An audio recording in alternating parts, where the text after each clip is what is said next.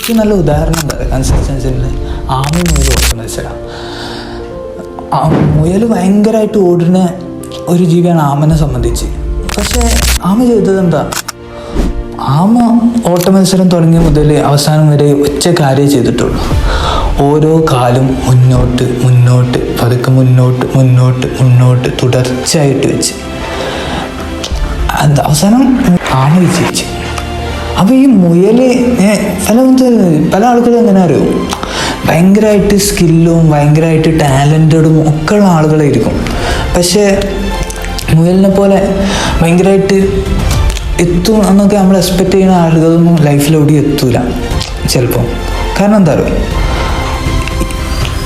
നമ്മൾ കൺസിസ്റ്റൻ്റായിട്ട് ഇങ്ങനെ മുന്നോട്ട് മുന്നോട്ട് മുന്നോട്ട് ഇങ്ങനെ പോയാലേ ജീവിതത്തിൽ എവിടെയെങ്കിലും എത്തുള്ളൂ. അത് ഞാൻ പഠിച്ച ഏറ്റവും വലിയൊരു പാഠം.